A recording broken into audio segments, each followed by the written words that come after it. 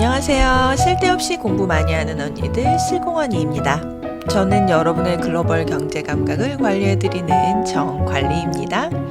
안녕하세요. 저는 여러분과 함께 경제 공부하는 최열정입니다. 네, 아유 실공님들 또 이번 한 주도 잘 지내고 오신 거죠? 네.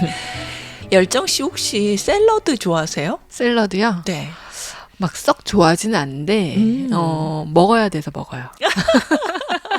맞아요. 근데 저는 네. 좀 좋아하는데 네. 이 며칠 전에 제가 점심에 샐러드 가게에 가서 이제 아보카도 연어 샐러드를 이제 냠냠 맛있게 먹고 있는데 네.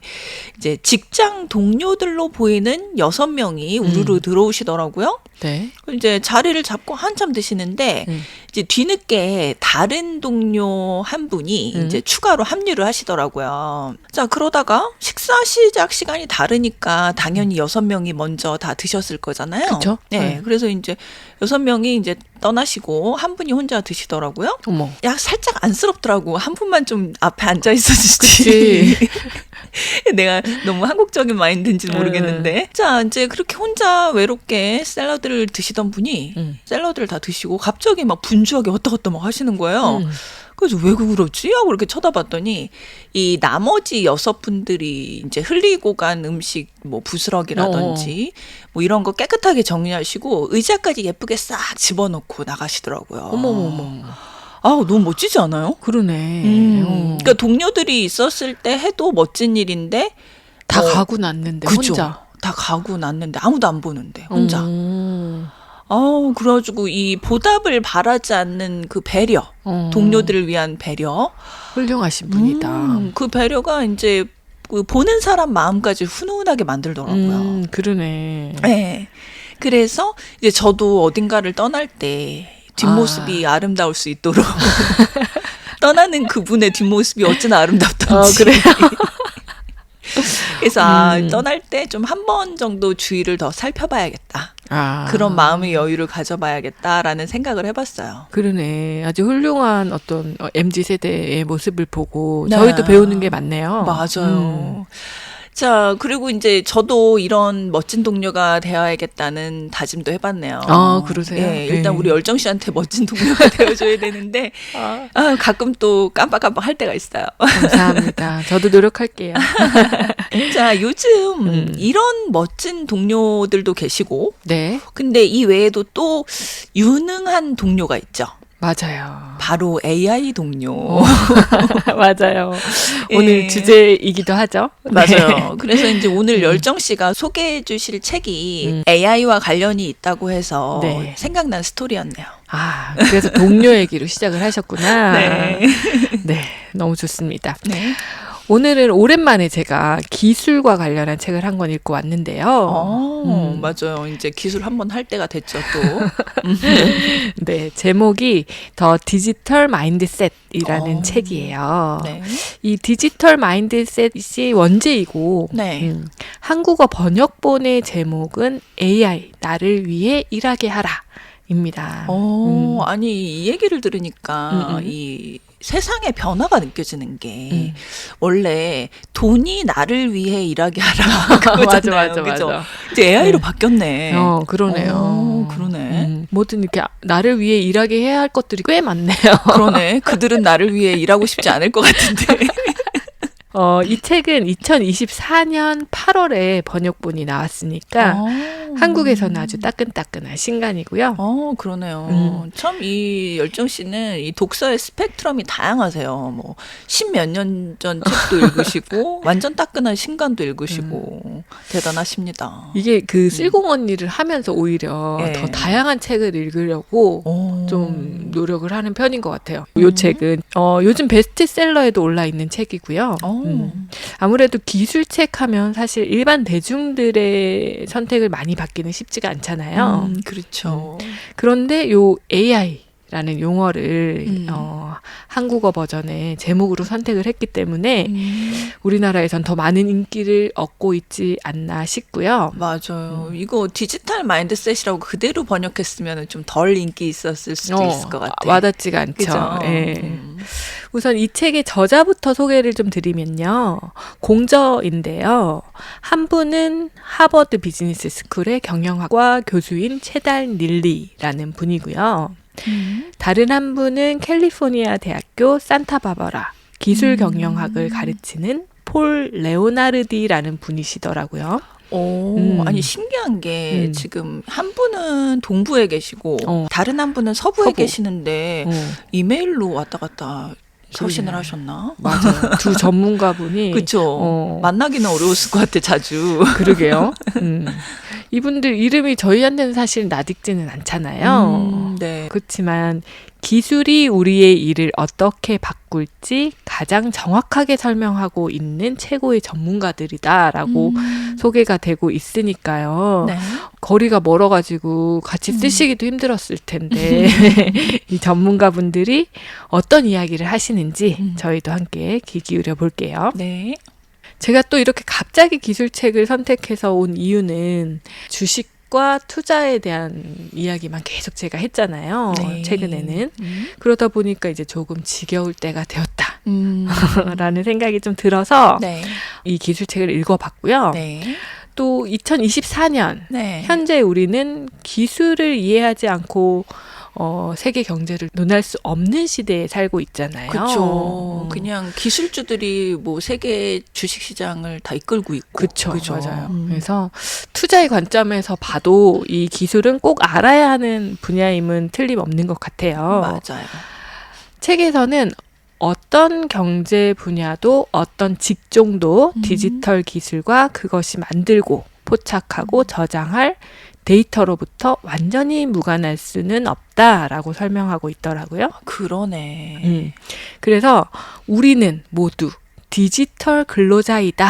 라고 정의하고 있어요. 맞아요. 그러니까 요즘은 이제 대본도 마찬가지지만 저는 이제 한 번은 핸드라이팅으로 쓴 다음에 그 다음에 이제 디지털로 문서 작업을 해놓거든요. 근데 사실 종이로만 돼 있으면 불안해요. 이제는. 그치. 옛날에는 불안하지 않았어요.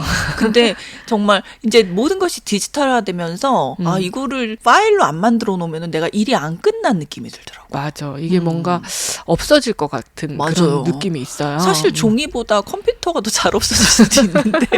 맞아. 그죠? 내 금고에 종이로 놔두는 게 더 오래 갈 수도 있어. 금고. 그래서 이 책은 앞으로 우리의 시대는 기계와의 협업이 필수인 시대라고 이야기하고 있고요. 이렇게 기계와 함께 일하는 것이 피할 수 없는 전제 조건이라면 네. 우리 인간이 가져야 하는 마인드셋은 무엇인지에 대해서 고민을 좀 해봐야겠죠. 그래서 이 책의 목표는 기술 전문가가 아닌 일반 대중이 어떻게 하면 디지털 문해력을 기를 수 있는지를 알려주는 것이고요. 네. 그래서 제목도 디지털 마인드셋인 거죠. 흥미롭네요. 그렇죠. 문해력이 요즘 화두잖아요. 그렇죠. 이번에는 디지털 문해력을 한번 길러봐야 합니다. 저 디지털 마인드셋. 사실 우리가 많이 쓰는 용어는 아니잖아요. 그쵸. 그래서 이제 어떤 내용일지 막 직관적으로 와닿진 않네요. 그렇죠. 그럼 좀 풀어서 제가 설명을 한번 해볼게요. 네. 디지털이 뭐냐부터 좀 알아봐야 하는데요. 네. 이 디지털이라는 용어 정말 많이 사용하잖아요. 그렇죠. 근데 저도 정작 한 번도 이 정의에 대해서 생각을 해본 적은 없는 것 같아요. 그래서 제가 이번 기회에 인터넷으로 디지털이라는 용어를 찾아봤어요. 네. 그랬더니 디지털은 물질의 특성을 0과 1의 조합으로 바꾸는 과정이자 그 결과다라고 설명되어 있더라고요. 보통 이제 컴퓨터가 이진법의 언어를 사용한다고 하잖아요. 네. 그러니까 우리가 살고 있는 이 아날로그 세상에 존재하는 다양한 물질, 네. 그 물질에 대한 정보를 컴퓨터 세상으로, 그러니까 이진법의 언어로 전환하는 과정과 결과가 디지털이라고 볼 수 있는 거죠. 그 보니까 요즘 중학교 교과서를 보니까요. 네. 우리는 이진법을 수학적인 면으로만 그 접근을 했잖아요. 그쵸. 근데 이거를 컴퓨터 언어화 접목을 시키더라. 요새는 그렇게 해서 가르치더라. 그래요? 네, 그래서 세상이 많이 바뀌긴 했어요, 정말. 책에서는 이 디지털을 네. 데이터와 기술의 상호작용이라고 정의하고 있어요. 그러니까 디지털을 이해하려면 데이터와 기술을 먼저 알아야 하죠. 네. 데이터는 말 그대로 정보죠. 컴퓨터 등의 기계가 참조하고 분석하고 연산할 수 있는 그런 일련의 정보를 의미하고요. 네. 기술은 이 데이터를 만들고 변환하고 전송하고 저장하는 일련의 행동, 네. 어떤 조치라고 볼 수 있겠죠. 네. 그리고 이 둘의 상호작용으로 디지털 세상이 만들어지는 거고요. 사실 저는 아날로그 세상을 더 좋아해가지고 이 디지털 세상과는 거리감을 좀 두고 있는데 이제는 좀 정확하게 알아야 되겠다라는 이제 생각이 들더라고요. 그러면 이제 앞에서 제가 예를 들긴 했지만 네. 그 제가 대본 쓸 때 그죠? 대본을 컴퓨터 파일로 이제 그 디지털화 시키고 저장하는 행동. 이것도 제가 디지털 세상을 만드는 것 중에 하나네요. 그렇죠. 그게 언니가 핸드라이팅 한 그 아날로그 세상의 물질을 컴퓨터로 옮기는 디지털화하는 작업인 거죠. 저도 일상 속에서 디지털 세상을 만들어 나가고 있었네요. 그렇죠. 그러면 이제 마인드셋이라는 단어는 뭘까요? 보통 우리가 이제 마인드셋을 갖춘다 뭐 네. 이런 이야기를 많이 하잖아요. 마인드셋은 어떤 대상을 이해하기 위해서 우리의 이제 사고 방식이나 태도를 정한다 정도로 생각을 해볼 수 있을 것 같은데요. 한글로는 마음가짐? 마음가짐, 그렇죠. 그러니까 이제 결론적으로 디지털 마인드셋은 데이터와 기술을 이해하고 활용하기 위한 우리 나름의 마음가짐, 접근법을 의미한다고 볼 수 있겠죠. 자, 다시 한번 정리해보자면 디지털 세상에 참여하는 것이 필수인 시대에서 기술에 대한 이해가 당연히 필요한 거고 이런 이해를 위한 준비 과정이라고 보면 되겠네요. 네, 맞습니다. 그렇다면 이제 본격적인 준비를 하기 전에 이제 공지사항이 있어서 하나 전달할게요. 네. 사실 이 책이 기술 전문 서적은 아니에요. 그래서 약간 인문학적인 향기도 나요. 그렇죠. 맞아요. 경영학 서적으로 보면 되거든요. 그래서 오히려 이제 IT 전문가분들에게는 네. 사실 그 전문 어떤 지식을 쌓기 위한 책으로 추천드리기는 어렵고요. 네. 언니도 알다시피 제가 이제 기술 문외한의 어떤 대표 주자잖아요. 저는 웬만하면 다 멀리하거든요. 그런가요? 기계를. 근데 저처럼 기술 같은 거 너무 어렵다라고 생각하는 분들이 읽어보시면 도움이 꽤 많이 되실 것 같더라고요. 그렇죠. 그 마음가짐에 대한 내용이니까요. 그쵸. IT 잘하시는 분들은 뭐 마음가짐 이미 다 있는데 뭐 그럴 수 읽으실 필요도 있지. 없지. 뭐. 맞아. 근데 기술 용어도 사실은 꽤 많이 나와요. 이 그래요? 책에. 근데 저자분들이 굉장히 쉽게 설명하려고 노력을 하셔가지고 예시도 굉장히 많이 드시고 그래서 제가 읽어도 크게 어렵지는 않다라고 생각이 되었고요. 예. 그래서 혹시나 이제 기술책이라고 하니까 초반부터 너무 부담스러우실까봐 미리 좀 제가 알려드렸습니다. 네. 거기다가 또 책 서문에 네. 이 두 분의 저자가 30% 규칙이라고 해가지고 기술적 주제를 30%만 이해해도 디지털 마인드셋을 기르는 데는 충분하다라고 친절하게 또 선제적으로 저희를 안심시켜주고 계시거든요. 마음이 편하네요. 그렇죠. 그러니까 마치 30점만 맞아도 통과해야라고 얘기하는 것 같잖아. 커트라인이 30점이야. 마음이 편하네.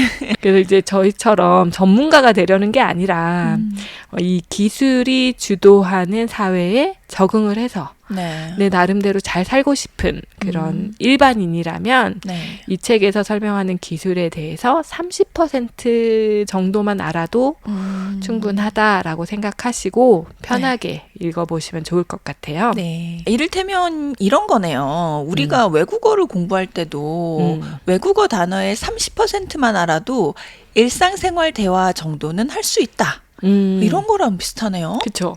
제가 외국어 공부할 때 이 얘기 많이 들었는데 네. 사실 이 30% 아는 것도 굉장히 어렵더라고요. 슬픈 현실. 그러네요. 다시 디지털 마인드셋 이야기로 돌아와서요. 제가 얼마 전에 신문 기사를 하나 읽었는데요. 네. 제목이 한국 젊은 직장인 80% 네. 업무 중 일 막히면 AI부터 찾아라는 기사였어요. 오, 80%나. 그쵸. 삼성전자에서 실시한 설문조사 내용을 기반으로 작성된 기사였는데요. 네.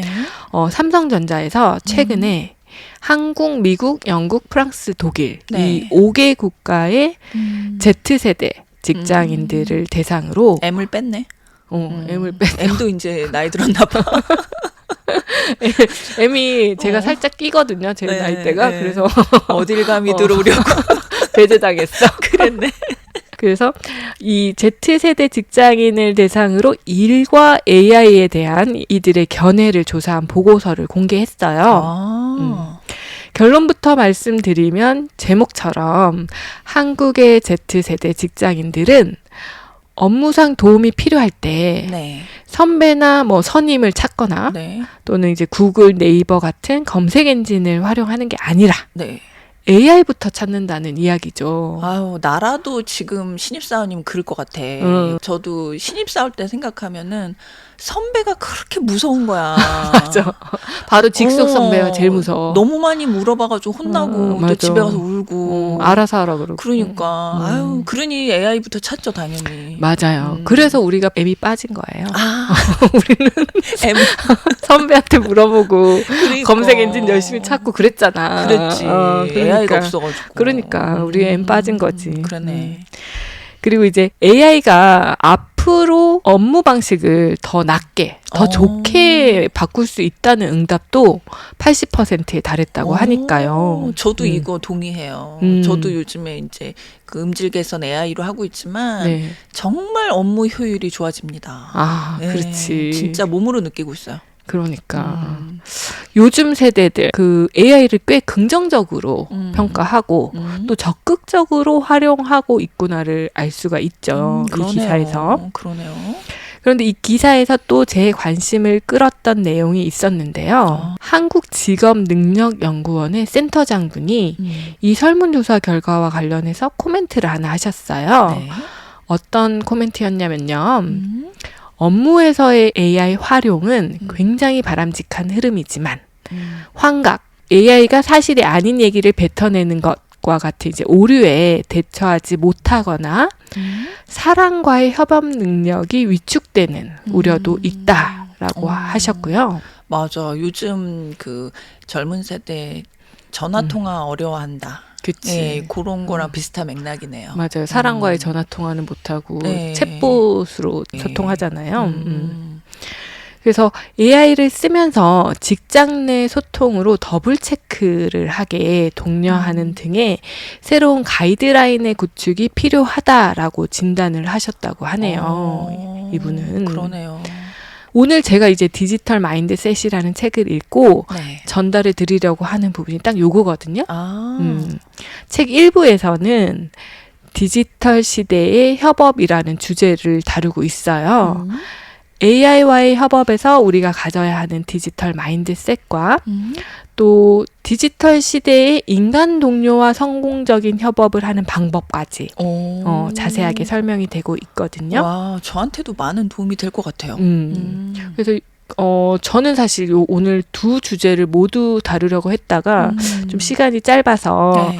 AI와의 협업에서 우리가 가져야 하는 디지털 마인드셋에 대해 좀 더 집중적으로 설명을 드릴게요. 네. 그리고 인간 동료와의 협업이 궁금하신 분들은 책을 빌려보시는 걸 네. 추천드립니다. 네. 혹시 기억나실지 모르겠는데요. 제가 AI 동료에 대한 주제를 한번 다룬 적이 있어요. 아, 기억나요. 송기령 작가님의 시대예보라는 책 리뷰를 하면서 네. 우리 인간은 앞으로 AI 디렉터로 거듭나야 한다라는 이야기를 해주셨잖아요. 맞아요. 역시 똑똑한 정관리 언니가 잘 기억하고 계시네요. 아이고, 부끄부끄. 그때도 이제 AI와의 협업은 필수이기 때문에 네. 우리가 어떤 태도와 사고방식을 가져야 하는지를 이제 함께 알아봤는데요. 네. 시대예보에서는 좀 더 이제 사회학적인 측면을 다루었다면 그쵸. 이번 시간에는 좀 더 기술적인 이야기라고 생각하시고 들어주시면 좋을 것 같아요. 네. 책에 보면 AI에 대해서 인간이 가지는 잘못된 자세 2가지를 소개하고 있거든요. 네. 첫 번째는 우리가 AI라는 기계를 사람인 양 대하는 성향이 있다라는 문제점을 지적하고 있어요. 맞아요. 공감되네요. 보통 우리가 인공지능을 처음 사용할 때 뭐 지니야, 시리야, 하이 빅스비 이렇게 막 부르잖아. 맞아요. 사람 부르듯이. 맞아요. 그리고 이제 그 인공지능들도 사람의 목소리에 가까운 소리를 내도록 이 프로그래밍이 되어 있잖아요. 네. 이렇게 이 AI 에이전트가 사용자 인터페이스 측면에서 인간의 기능성을 흉내내서 만들어졌다는 이유 때문에 자주 우리는 이 기계를 사람인 듯 착각해서 사용을 한다는 거예요. 맞아. 저도 이 지니가 말 못 알아들을 때 사람도 아닌데 막 그런 거 있잖아요. 너 왜 이렇게 말을 못 알아듣니? 화나. 그러면서 막 핀잔 준다니까요. 기계인데 그냥 네. 우리의 목소리가 이게 부정확하지 않았나를 반성해야 되는 거예요. 그럼 어떨 때는 또 너무 그랬나 싶으면 미안해 뭐 그것까지는 아닌데 뭐 이러면서 사과도 하고. 아무리 이 인공지능 로봇이 사람을 모방할지라도 네. 그 속은 네. 컴퓨터만의 방법으로 업무를 처리한다는 사실을 우리가 반드시 기억할 필요가 있는 거예요. 그렇구나. 맞아요. 이 사실을 이해하는 것이 바로 AI와의 협업에서 디지털 마인드셋을 제대로 갖추는 것이라고 합니다. 그러니까 사람한테 시키듯 시키나 마음속으로는 얘는 기계야 이러면서 복잡한데? 그러니까 더 복잡해졌어. AI 에이전트 예를 들면 뭐 시리, 빅스비, 뭐 지니 이런 애들이요. 사람과는 다른 방식으로 생각한다고 하셨는데요. 네. 컴퓨터만의 방법으로 업무를 처리한다는 것 어떤 의미일까요? 이 컴퓨터만의 방법을 알려면 이 기술적인 설명을 좀 드려야 하는데요. 제가 책에서 배운 내용을 최대한 쉽게 한번 설명을 해볼게요. 네. AI의 핵심 구성 요소는 기계학습, 즉 이제 머신러닝 기법인데요. 네. 많이 들어보셨죠? 네. 간단히 설명을 하면 머신러닝 기법은 다량의 데이터를 기반으로 컴퓨터가 통계학을 이용해서 데이터를 해석하고 예측하는 알고리즘이거든요. 어렵죠. 어렵네요. 여기서 이제 알고리즘이라는 용어를 또 이해를 하고 지나가야 되거든요. 네. 이 책에는 알고리즘을 정해진 순서를 단계적으로 밟으면서 구체적 목표를 수행하게 만드는 일련의 명령 체계라고 설명을 하고 있어요. 쉽게 설명을 하면 컴퓨터에게 무엇을 어떻게 해야 하는지에 대해서 명령하는 절차가 바로 알고리즘인 거예요. 우리 흔하게 말하는 유튜브 알고리즘이 저를 여기로 데려왔어요. 맞아요. 유튜브 알고리즘이 이 사람의 데이터를 분석해서 네. 어떤 광고를 제공하고 어떤 에피소드를 띄울지 그걸 명령을 하는 거지. 알고리즘에서 네. 일반적으로 가장 중요한 게 바로 순서라고 해요. 어허. 그러니까 명령을 할 때 순서가 가장 중요한 거예요. 컴퓨터에게는. 그래서 이제 보통은 시스템을 만들 때 코딩이라는 작업을 통해서 알고리즘을 컴퓨터 언어로 입력을 하고 네. 명령을 전달하게 되죠. 네. 요즘 계속 코딩 배우는 초등학생들이 그렇게 많대잖아요. 맞아요. IT 하시는 분들 보면 코딩이라는 거는 네. 모든 명령을 이렇게 한 땀 한 땀 전달을 해야 하기 때문에 맞아. 이 소프트웨어 엔지니어의 어떤 수작업, 피땀 맞아. 눈물이라고 알고 있거든요. 맞아.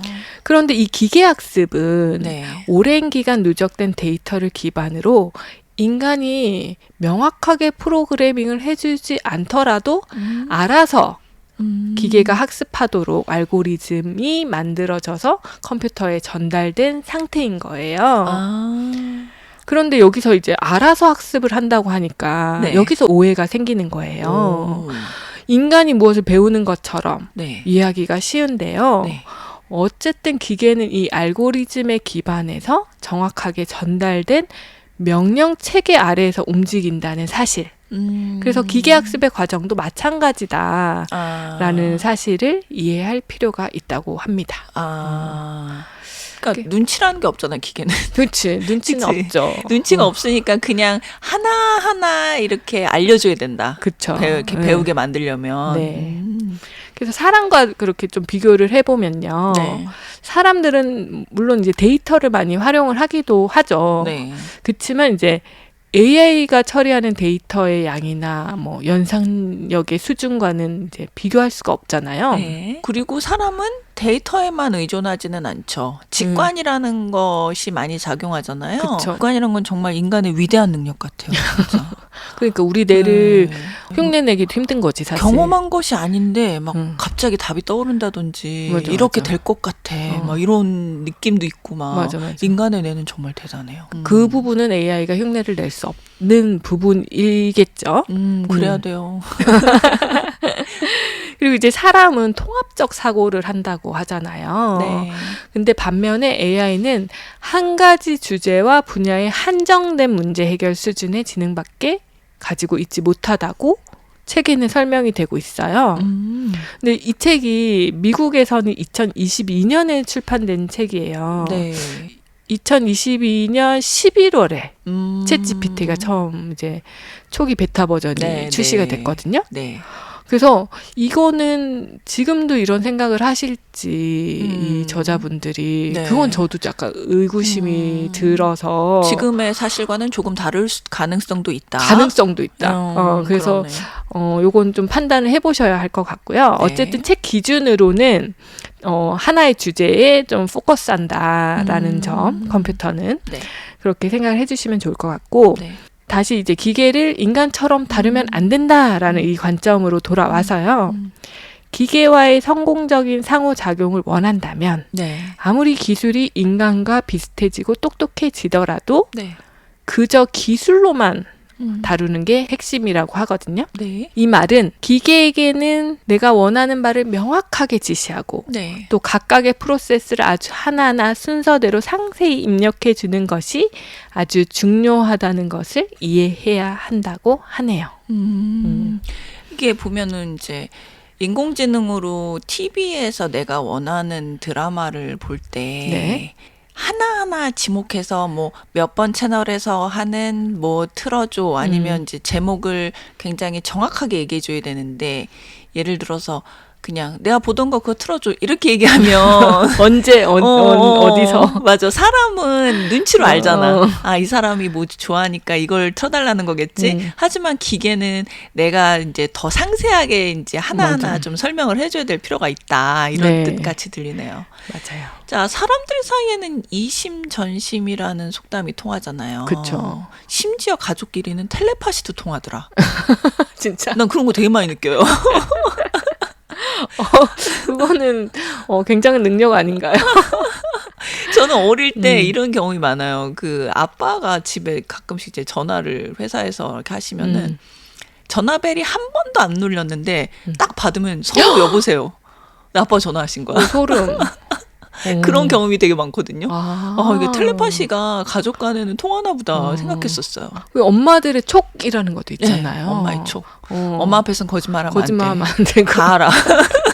엄만 다 알아. 그치.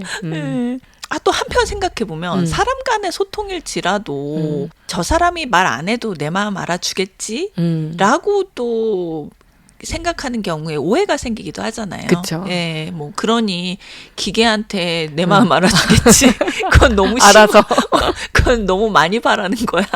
맞아요. 그러니까 좀 기계한테는 이심전심보다는 명확하게 알려주자라는 마음을 가지는 게 좋겠죠. 네. 두 번째 AI에 대해 인간이 가지는 잘못된 태도는 사람들이 의외로 기계를 신뢰하지 않으려는 성향이 있다는 점이래요. 이 되게 모순이다. 그렇죠. 일이 어려우면 AI를 무조건 찾으면서도 한편으로는 믿으려 하지 않는다. 신기하네요. 그렇죠. 왜 그럴까 궁금하더라고요. 네. 책에는 이 AI가 처리하는 데이터와 연산법이 낯설어서 나와의 방법이 다르잖아. 그렇구나. 그리고 특히나 이 인공지능의 어마어마한 능력, 연산력을 우리가 이해하지 못해서 그래서 그 결과까지 신뢰를 하지 못하는 경우가 발생한다고 하거든요. 그러네. 그래서 AI가 제시하는 결과를 신뢰하기 위해서는 무엇보다 투명한 소통을 강조하고 있어요. 이건 또 인간이랑 되게 비슷하죠. 인간을 대하는 태도와. 그러네. 즉 이제 AI가 결론만 말하는 게 아니라 네. 어떤 데이터를 어떻게 활용해서 네. 내가 이런 결정을 내렸는지를 기계가 이제 정확하게 사람에게 설명하는 경우에 사람들은 그 결과를 더 신뢰하고 또 로봇의 결정을 따르게 된다는 그런 이야기인 거죠. 이거 그래서 말이 많잖아요. 이 과정을 공개해야 되는데 오픈 AI나 다른 AI 개발사들이 잘 공개를 안 하잖아요. 자기네 기술이니까. 그죠? 이게 알려주면 자기네 기술이나 알려지는 건데. 맞아. 어떻게 했다. 네, 우리 어떻게 데이터 했다. 뭐다. 그래서 이게 쉽지 않은 이야기야. 그러니까. 그래서 지금 현재로는 AI를 활용해서는 보통 게임하거나 뭐 간단한 리서치 이 정도만 일반인들이 사용을 하잖아요. 네. 이 수준에서 이용을 한다면 큰 문제가 되지 않아요. 이 신뢰성은. 네. 근데 이 AI가 앞으로 이제 질병을 막 진단하고 의사를 대신해서 어떤 수술을 하고 그리고 뭐 군사작전 전술을 제시하는 경우라면 이야기가 좀 달라지잖아요. 신뢰성이 엄청 중요한 이야기가 될 수 있는 거죠. 그러니까 나는 또 어떤 생각이 드냐면 뭐 예를 들어서 AI가 내 장래 수명을 예측을 해주는 거야. 근데 뭐 어떤 사람 예를 들어서 이 상태라면은 뭐 3개월 후에 사망할 것 같습니다. 이러면 갑자기 사람이 막 삶의 의욕을 잃고 막 그것만 그치. 믿고 아니면 또 신뢰하지 않을 수도 있고. 그렇죠. 아예 그 부정해버리거나. 그러니까 정확한 어떤 데이터를 근거로 그런 생각을 하는지를 맞아. 알아야 되는 거지. 맞아요. 네. 그래서 결론적으로 인간이 인공지능과 협업할 수 있는 이제 디지털 마인드셋을 기르는데 중요한 핵심은 우리가 AI 에이전트를 신뢰할 수 있어야 한다는 거예요. 그치만 또 이 신뢰가 인간에 대한 신뢰와는 다르다는 사실을 이해하는 것이라고 책은 설명하고 있어요. 맞아. 인간에 대한 신뢰는 어떻게 보면 그냥 약간 맹목적인 신뢰라 그래야 되나? 그냥 믿어줘야 돼. 느낌이야. 저 사람 딱 인상이 그래. 믿을 수 있어. 그 이제까지 내가 이 사람 10년, 20년 봐왔는데 믿을 만한 사람이야. 약간 요런 신뢰. 맞아. 그러다가 뒤통수 맞기도 하지만 그런 신뢰인데 이제 AI에 대한 신뢰는 좀 약간 근거가 있고 투명한 그 판단 과정에 대한 공개가 있어야 된다. 객관적으로 해야 된다. 맞아요. 그래서 이제 보통 우리가 AI에 대해서 요즘 이야기를 할 때 AI 시대가 도래한대. 그래서 인공지능이 내 일자리를 빼앗아 간대. 그리고 인공지능 로봇이 잘못하다간 인간을 공격할지도 모른대. 뭐 이런 이제 미래상에 대한 이야기들을 나누는 경우가 많잖아요. 네. 근데 저는 이제 이번 책을 읽으면서 AI를 다루는 활용 능력을 갖추려면 내가 무엇을 해야 할까를 좀 고민해보는 계기가 된 것 같아요. 그래서 우리 쓸곡님들에게도 오늘 이 방송이 AI 시대를 준비하는 그런 여정의 시작점이 되길 바라면서 오늘의 책 소개는 여기까지입니다. 감사합니다. 네. 피할 수 없으면 즐기라고 하잖아요. 그쵸. 예, 우리가 제대로 즐기려면 이 시대에 맞는 올바른 접근법이 필요할 것 같네요. 맞아요. 그래서 우리 쓸곡님들 중에서 혹시 나는 아직도 디지털에 대해서는 거리감이 좀 느껴진다. 저처럼. 그런 분들은 이번 기회에 조금이나마 친해지는 계기가 되었으면 좋겠고요. 그런 의미에서 다음 시간에도 기술 이야기 2부 를 준비하고 있는데요. 네. 2부에서는 보안에 대한 이야기를 준비해 오도록 할게요. 네. 기대해 주세요. 감사합니다. 진짜 이렇게 꾸준히 이렇게 한 달에 책을 2권 정도 읽으시는 거잖아요. 그렇죠? 와, 이거 쉽지 않은 일인데 대단하세요, 진짜. 저 혼자 읽으라 그랬으면은 이렇게 다양한 책을 꾸준히 읽지는 않았을 것 같아요. 근데 쓸곡님들과의 약속. 그쵸. 같이 읽으니까 또 더 재밌기도 하고. 맞아요. 그래서 지금 읽고 있는 책도 네. 끝까지 잘 읽어내서 여러분들께 전달드리도록 할게요. 네. 자, 오늘 책 소개를 들으면서 그 TV 광고에 문구가 떠오르더라고요. 네. 어떤 문구냐면 지구가 탄생한 이래 똑같은 날은 없었다. 그죠? 계속 변한 거죠. 그러네. 예. 그래서 이제 변화하는 세상을 즐길 수 있는 마음의 여유를 가지시는 한 주가 되시기를 바랄게요. 네. 스승님들 오늘도 함께 해주셔서 너무 감사드리고요. 다음 주에 또 만나요. 다 같이 슬공합시다.